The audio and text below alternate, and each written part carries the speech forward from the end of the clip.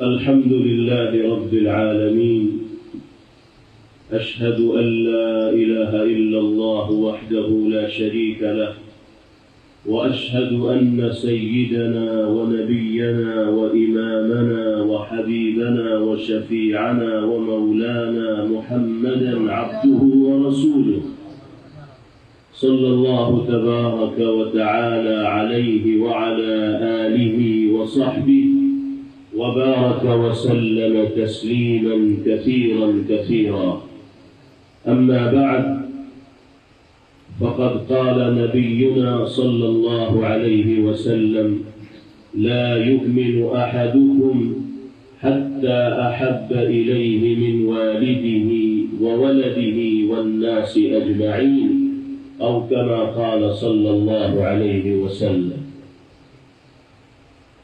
مسلم committee Amroha کے زیر اہتمام منعقد ہونے والی آج کی اس خوبصورت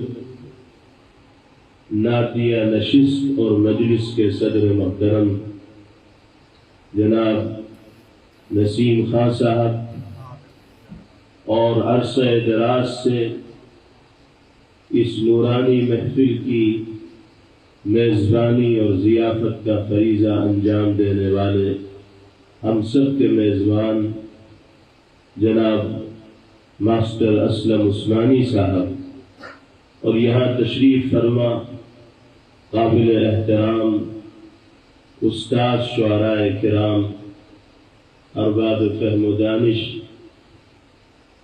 اور اصحاب شعر و سخن، ہم سب کے لیے یہ یقیناً اعلیٰ درجے کی سعادت اور نیک بختی ہے کہ باری تعالیٰ نے اپنے حبیب پاک جناب محمد الرسول اللہ صلی اللہ تعالی علیہ وسلم کے مبارک اور پاکیزہ تذکرے سے معطر اس نورانی محفل میں حاضری کی شرکت بخشی. باری تعالیٰ ہم سب کے اس جذبہ محبت کو اپنی بارگاہ میں قبول فرمائے، اپنی معرفت کا نور ہمارے دلوں میں اتارے اور اپنے حبیب صلی اللہ تعالی علیہ وسلم کی سچی اطاعت و فرمانبرداری کا نمونہ پیش کرنے کی توفیق باری تعالی ہمیں بخشے. ماہ بہار، موسم رحمت یعنی ربیع الاول کا مبارک مہینہ اپنی تمام تر رعنائیوں اور جلوہ سامانیوں کے ساتھ رونما ہو چکا ہے. دنیا کی تاریخ میں یہی وہ مبارک مہینہ ہے جس میں اللہ رب العزت والجلال نے فخر انسانیت سید الاولین والآخرین آقائے نامدار تاجدار مدینہ سرکار دو عالم جناب محمد الرسول اللہ صلی اللہ تعالی علیہ وسلم کو انسانیت کی ہدایت و رہنمائی کے لیے اس دنیا میں مبعوث فرما کر سارے عالم پر اتنا بڑا احسان فرمایا ہے کہ جس کا حق ادا نہیں کیا جا سکتا، جس کو فراموش نہیں کیا جا سکتا.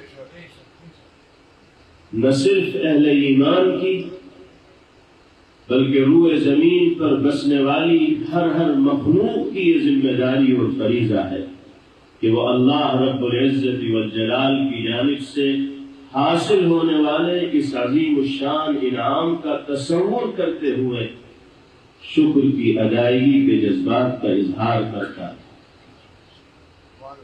اللہ تعالیٰ نے ہمیں اور آپ کو اپنے فضل و کرم سے پیغمبر علیہ الصلوۃ والسلام کی ذات پاک کے ساتھ وابستگی کو انعام سمجھنے کی توفیق بخشی.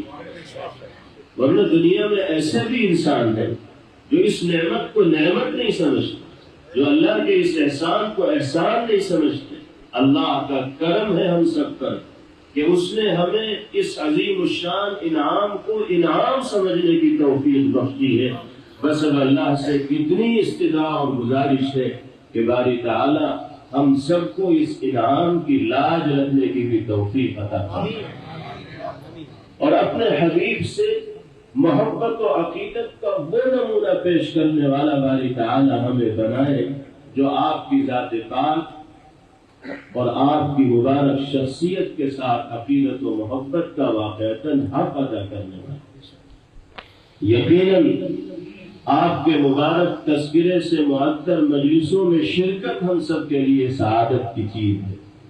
کسی بھی پہلو سے آپ کا ذکر خیر ہو اور اس میں ہماری اور آپ کی شرکت ہو تو یہ ہمارے لیے نیک بختی کی چیز۔ ہمیں ایسی مجلسوں کی تلاش میں رہنا چاہیے، ایسی محفلوں کی تلاش میں رہنا چاہیے جہاں ذکر خیر الرسل ہو رہا ہو، جہاں اللہ کے حبیب صلی اللہ علیہ وسلم کی زندگی کے مختلف پہلوؤں کو ذکر کیا جا رہا ہو۔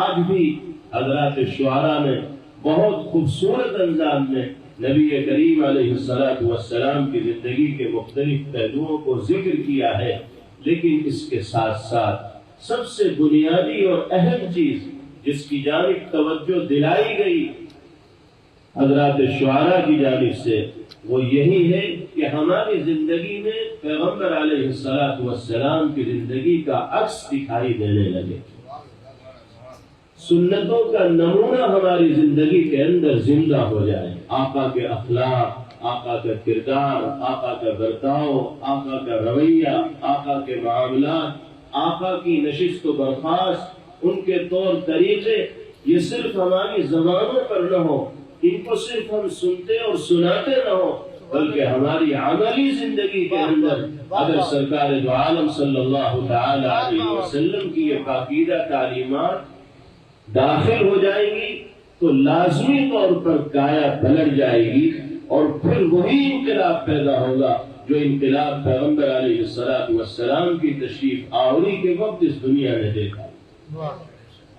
اللہ تعالی ہم سب کو اسی انقلابی صفت کے ساتھ زندگی گزارنے کی توفیق عطا فرمائے۔ شخصیت تو پیغمبر علیہ السلام کی ایسی ہے، اور اللہ نے اپنے حبیب کی ذات میں ایسی مقناطیسیت رکھی ہے، ایسی کشش رکھی ہے، ایسی جاذبیت رکھی ہے کہ جس کے سامنے آپ کی زندگی کی تصویر پیش کی جاتی ہے، جس کے سامنے آپ کی تعلیمات و ہدایات کا خلاصہ اور نچوڑ پیش کیا جاتا ہے، اور جو صدق دل سے آپ کو سمجھنا چاہتا ہے اس کے دل میں پیغمبر علیہ السلام کے مبارک فرامین و اقوال اترتے چلے جاتے ہیں اور سر تسلیم خم ہوتے چلے جاتے ہیں۔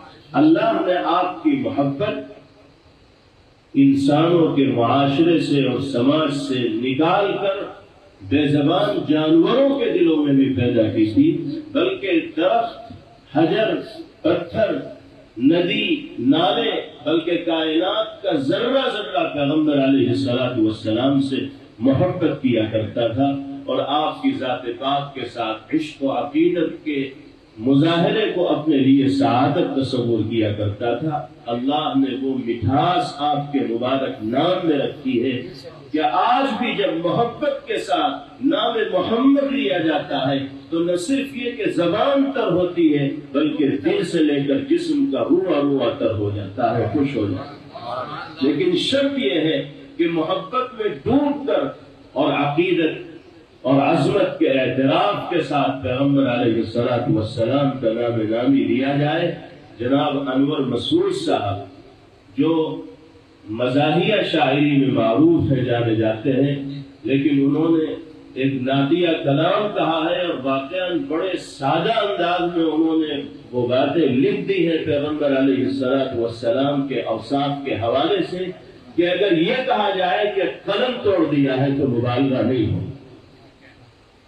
ڈوب کر لکھا، کہتے ہیں کہ ان کا نام لبوں پر آئے میٹھا میٹھا منہ ہو جائے، ان کا نام لبوں پر آئے میٹھا میٹھا منہ ہو جائے، ان کے بول بہاروں جیسے، ان کے بول بہاروں جیسے اور اصحاب ستاروں جیسے، ان سے پیارا اور نہ کوئی، ان سے پیارا اور نہ کوئی، ان سے بچھڑ کے لکڑی روئی، ان سے پیارا اور نہ کوئی، ان سے بچھڑ کے لکڑی روئی، جب وہ سیر کو جایا کرتے جب وہ سیر کو جایا کرتے سر پہ بادل سایہ کرتے صلی اللہ علیہ وسلم صلی اللہ علیہ وسلم. جب وہ سیر کو جایا کرتے سر پہ بادل سایہ کرتے. واقعتاً بڑے سادہ انداز میں پیغمبر علیہ السلام کی زندگی کا جو نقش کھینچا ہے شاعر نے، داد دینے کو جی چاہتا ہے، بار بار پڑھنے کو اور سننے کو جی چاہتا ہے. حقیقت میں اشعار میں مختصر الفاظ میں اتنی جامع بات کہہ دی جاتی ہے کہ جس کو نثریہ کلام میں آسانی کے ساتھ نہیں کہا جا سکتا ہے. جی چاہتا ہے کہ علامہ اقبال نے جواب شکوہ میں اللہ پاک کی جانب سے نبی کریم علیہ السلام کا جو تعارف کیا ہے اس کو بھی اس خوبصورت مجلس میں آپ کی نظر سبحان اللہ. اس پر غور کیجئے گا کہ کلام تو علامہ اقبال کا ہے لیکن منسوب ہے باری تعالیٰ کی جانب سے، گویا کہ اللہ رب العزت والجلال اپنے حبیب کی توصیف کر رہا ہے. کیا کہتے ہیں؟ ہو نہ یہ پھول تو بلبل کا ترنم بھی نہ ہو. پھول سے مراد جناب رسول اللہ صلی اللہ علیہ وسلم کی ذات گرامی. ہو نہ یہ پھول تو بلبل کا ترنم بھی نہ ہو، چمن دہر میں کلیوں کا تبسم بھی نہ ہو. یہ نہ ساقی ہو تو پھر میں بھی نہ ہو خم بھی نہ ہو. یہ نہ ساقی ہو تو پھر میں بھی نہ ہو خم بھی نہ ہو. بزم توحید بھی دنیا میں نہ ہو تم بھی نہ ہو. شکوہ کرنے والے یعنی ہم اور آپ بھی نہ ہو، اور اللہ نے بزم توحید سے جو یہ کائنات سجائی ہے وہ بھی نہ ہو. گویا کہ سب کچھ جناب رسول اللہ صلی اللہ تعالی علیہ وسلم کے وجود موجود، وجود مسعود کا نتیجہ. آگے کہتے ہیں خیمہ افلاک کا استادہ اسی نام سے ہے. خیمہ افلاک کا یعنی آسمان و زمین اسی نام سے بغیر کسی سکون کے ٹکے ہوئے ہیں اور کھڑے ہوئے ہیں. نبض ہستی تپش آمادہ اسی نام سے. دنیا کے رگ و ریشے کے اندر جو زندگی سرایت کی ہوئی ہے، صبح و شام ہو رہی ہے، سورج اور چاند نکل رہے ہیں وقت پر، یہ سب کا سب صدقہ ہے جناب محمد رسول اللہ صلی اللہ علیہ وسلم کی تشریف آوری کا. خیمہ افلاک کا استادہ اسی نام سے ہے، نبض ہستی تپش آمادہ اسی نام سے ہے. دشت میں دامن کوہسار میں میدان میں ہے، دشت میں دامن کوہسار میں میدان میں ہے، بحر میں موج کی آغوش میں طوفان میں ہے. یعنی خشکی کو بھی لے لیا اور تری کو بھی لے لیا. اس کے بعد کہتے ہیں کہ چین کے شہر مراکش کے بیابان میں، چین کے شہر مراکش کے بیابان میں. چین اور مراکش کا نام بے وجہ نہیں لیا گیا، بلکہ اس کے پیچھے بھی ایک پورا کا پورا فلسفہ ہے. اس لیے کہ دنیا میں اس وقت بھی چین سے زیادہ تعداد وہاں رہنے والے لوگوں کی کسی اور ملک میں نہیں تھی. سب سے بڑی آبادی چین کی اس وقت بھی تھی اور آج بھی. اور مراکش وہ ملک ہے کہ جہاں صحرائی علاقہ سب سے زیادہ ہے. تو چین کے شہر مراکش کے بیابان میں ہے اور پوشیدہ مسلمان کے ایمان میں ہے. چشم اقوام یہ نظارہ ابد تک دیکھے، چشم اقوام یہ نظارہ ابد تک دیکھے. رفعت شان رفعنا لك ذکرک دیکھے، رفعت شان رفعنا لك ذکرک دیکھے. اللہ نے اپنے حبیب کی شان کو جو عظمت عطا فرمائی، جو سربلندی عطا فرمائی، وہ انہی کا حصہ تھی. انہی پر وہ سربلندی تمام ہو گئی. نہ آپ سے پہلے کسی اور کا مقدر وہ عزت و رفعت و سربلندی بڑھ سکی اور نہ اب صبح قیامت تک بڑھ سکی. اللہ کا کتنا بڑا فضل و کرم ہے کہ اس نے ایسے جلیل المرتبت، عالی قدر، رفیع الشان، بے مثال نبی پاک علیہ السلام کی امت نے ہمیں پیدا فرمایا. ہمیں اس نعمت کا ہر لحظہ استحضار رکھنا چاہیے اور ہم پیغمبر علیہ السلام سے وابستگی کا اور آپ کی غلامی کا تصور کرتے ہوئے اپنی زندگی کے روز و شب کو گزارنا چاہیے. ہم ایک قدم بھی اٹھائیں تو ایک لمحے کے لیے سوچیں کہ کہیں میرا یہ قدم میرے آقا کے لیے دل آزاری کا سبب تو نہیں بن جائے. ہم اپنی زبان سے ایک جملہ بھی ادا کریں تو ایک لمحے کے لیے سوچ لیں کہ کہیں ہم جھوٹ بول کر، غیبت کر کے کسی کے دل کو ٹھیس پہنچا کر اپنے آقا اور مولا کے دل کو زخمی تو نہیں کر رہے. آج آسانی کے ساتھ ہم گالیاں بھی دے دیتے ہیں کہ نبی پاک علیہ السلام اس طرح کی بدزبانیوں کو کتنا ناپسند فرماتے تھے، اور آپ نے کتنی سخت ہدایت ایسے لوگوں کے سلسلے میں جاری فرمائی جو اپنی زبانوں کے غلط استعمال کے عادی بن جاتے ہیں۔ اگر ہمیں واقعتاً پیغمبر علیہ السلام کی غلامی پر فخر ہے تو ہمیں زندگی کا ہر قدم نبی پاک علیہ السلام کو اسوہ بنا کر اٹھانا ہے، نمونہ بنا کر اٹھانا ہے۔ آج کا جو ماحول ہے اس ماحول میں بھی اگر ہمیں مسائل اور پریشانیوں سے نکلنے کی راہ ملے گی تو وہ صرف اور صرف اسی راستے پر ملے گی جو راستہ اللہ نے قرآن مقدس کے ذریعے دنیا میں بسنے والے انسانوں کو دکھایا، اور جس راستے کی تعیین اور تشریح اور توضیح سرکار دو عالم اور شارح قرآن اور صاحب قرآن جناب محمد الرسول اللہ صلی اللہ علیہ وسلم نے فرمایا۔ اس وقت زبردستی تبدیل مذہب کا مدعا گرم ہے، جبرن دھرمانترن کے نام پر کیا کیا ہو رہا ہے مجھ سے بہتر آپ جانتے ہیں۔ اسلام کو اور مسلمانوں کو اس حوالے سے منصوبہ بند طریقے سے بدنام کرنے کی کوشش کی جا رہی ہے۔ اس موقع پر ان حالات میں ہمیں نبی پاک علیہ السلام کے خاص طور پر اس پیغام محبت کو عام کرنا ہے کہ جس سے متاثر ہو کر لوگ خود بخود اپنے سر آپ کے قدموں میں ڈالتے چلے۔ آپ نے کبھی اسلام کی طرف راغب کرنے کے لیے جبر و تشدد کا اور طاقت و قوت کا سہارا نہیں لیا۔ ڈاکٹر لاڈلے صاحب نے بالکل صحیح ترجمانی کی کہ اسلام کی وسعت تلوار کے زور سے ہوئی ہے، یہ بات سراسر غلط ہے۔ حقیقتاً دین کا پھیلاؤ ہوا ہے عظمت کردار سے، کردار نبوی سے، کردار پیغمبری سے۔ اللہ کے حبیب کا کردار اگر آج بھی ہم اختیار کرنے والے بن جائیں گے تو ہمارے گھر گھر کے اندر داعی اسلام پیدا ہوں گے، ہر مسلمان اسلام کی طرف عملی طور پر دعوت دینے والا ہوگا، اور اللہ نے اپنے حبیب کا امتی ہونے کی حیثیت سے ہماری ذمہ داری یہ بنائی ہے کہ ہم لوگوں کو سچائی کی طرف راغب کرنے والے ہوں، حقیقت بیان کرنے والے ہوں، کامیابی کی طرف بلانے والے ہوں۔ اسلام حق ہی کا تو نام ہے، اسلام سچائی ہی کا تو نام ہے، اسلام ظلم و جبر و تشدد سے انسانیت کو بچانے ہی کا تو نام ہے۔ یہی کردار پیغمبر علیہ السلام نے پیش کیا، اور اسی سے متاثر ہو کر لوگ حلقہ بگوش اسلام ہوتے چلے گئے۔ ایک صحابی ہے حضرت سمامہ رضی اللہ عنہ، جو قبیلہ یمامہ کے سردار ہیں، اور ایک زمانہ ان کی زندگی کا وہ گزرا ہے جس میں ان کے دل میں پیغمبر علیہ السلام سے زیادہ مقبول اور ناپسندیدہ کوئی نہ رہا۔ سرکار دو عالم صلی اللہ تعالی علیہ وسلم کی شان اقدس میں گستاخی میں کوئی کسر انہوں نے نہیں چھوڑی۔ کئی مرتبہ آپ کو قتل کرنے کے ارادے سے سمامہ اپنے گھر سے نکلے۔ متعدد صحابہ کرام رضوان اللہ تعالی علیہم اجمعین کے قتل میں سمامہ کا ہاتھ رہا۔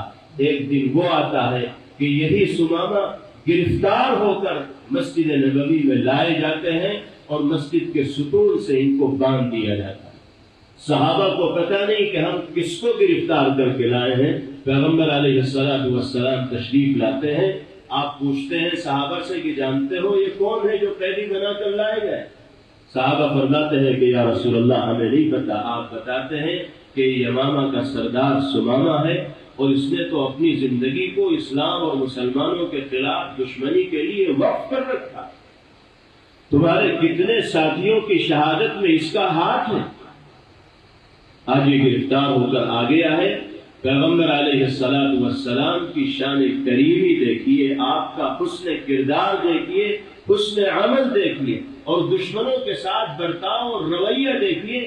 صحابہ کرام رضوان اللہ علیہ مجمعین کو آپ ایک طرف لے گئے اور ان کو یہ ہدایت دی کہ دیکھو سمامہ کو یہاں لا کر سکون سے باندھ تو دیا گیا ہے، لیکن اب ان کی خبر گیری میں کوئی کسر نہیں چھوڑنی ہے۔ وقت پر ان کو کھانا دینا ہے، جو بشری ضروریات ہیں ان کو پورا کرنا ہے۔ کسی طرح کا طنز اور کسی طرح کے تنقیدی جملے ان کے سامنے نہیں کہنے ہیں۔ بلکہ یہاں تک فرمایا پیغمبر علیہ الصلوۃ والسلام نے کہ میری وہ اونٹنی جس کا دودھ میں استعمال کرتا ہوں، صبح و شام اسی اونٹنی کا دودھ سمامہ کے پاس لے کر آنا۔ حضرات صحابہ رضوان اللہ علیہم اجمعین نے تو سمامہ کے ساتھ ضیافت کا اور میزبانی کا وہ معاملہ شروع کیا جو وہ اپنے قریبی مہمان کے ساتھ نہیں کرتے۔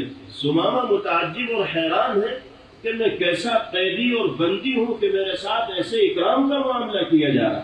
ایک دن گزرا، پیغمبر علیہ السلام نے پوچھا کہ سمامہ کیا رائے ہے، یعنی کیا فیصلہ تم اپنے بارے میں چاہتے ہو، تم ہی بتاؤ، تم جانتے ہو تم نے کیا کیا کیا ہے اور اب تم ہمارے قبضے میں آ چکے۔ سمامہ کہتے ہیں کہ حضرت اگر آپ مجھے قتل کریں گے اور سزا میرے حق میں صادر کریں گے تو میں مستحق سزا ہوں، اس لیے کہ میں آپ کا بھی گستاخ ہوں اور آپ کے ساتھیوں کا بھی میں نے خون بہایا ہے، اس لیے اگر آپ میرے قتل کا حکم صادر کریں گے تو میں اس کا مستحق ہوں۔ لیکن آپ بڑے کریم ہیں، بہت معاف کرنے والے ہیں، بڑے مہربان ہیں، اگر آپ اپنی اسی شان کا مظاہرہ کریں گے تو میرے دل میں آپ کی قدر و منزلت میں اور اضافہ ہو، اور اگر آپ مال چاہتے ہیں تو جتنے مال کا آپ کی طرف سے مطالبہ ہوگا حاضر کر دیا جائے گا، آپ رہائی کا فیصلہ فرمائیں۔ پیغمبر علیہ السلام نے کوئی جواب نہ دیا۔ دوسرے دن بھی وہ ستون کے ساتھ بندھے رہے لیکن ان کی خاطرداری میں کوئی کمی نہیں ہوئی۔ آپ نے دوسرے دن کے اختتام پر بھی یہی سوال کیا، انہوں نے پھر یہی جواب دیا۔ تیسرے دن بھی یہی سلسلہ چلتا رہا، آپ نے تیسرے دن بھی یہی سوال کیا، انہوں نے یہی جواب دیا۔ آخر میں پیغمبر علیہ السلام نے ان کی رہائی کا فیصلہ صادر فرمایا۔ بغیر کسی شرط کے پیغمبر علیہ السلام سمامہ کو رہا کر دے۔ صحابہ کو حیرانی بھی ہوتی ہے کہ یا رسول اللہ پھر بندی بنانے کا فائدہ ہی کیا ہوا جب آپ بغیر کسی شرط کے ان کو چھوڑ رہے ہیں۔ پیغمبر علیہ السلام نے فرمایا کہ ان کا علاج ہو چکا، ان کی تربیت ہو چکی، اب ان کی رہائی ہو جانی چاہیے۔ سمامہ چھوڑ دیے گئے۔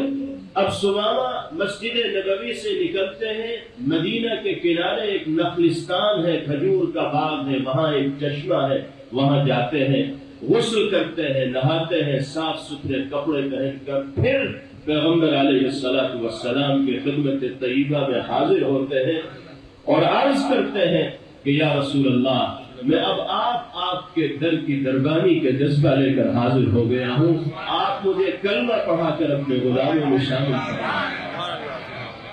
پیغمبر علیہ السلام کے چہرے پر تبسم ظاہر ہو جاتی ہے، آپ کھلکھلا کر نہیں ہنستے تھے، تبسم ہی فرمایا کرتے، اور آپ کا تبسم ہی ایسا ہوتا تھا کہ جس میں وہ رونق اللہ نے دی تھی کہ نہ آپ سے پہلے کسی کو ملی نہ آپ کے بعد کسی کو مل سکتی۔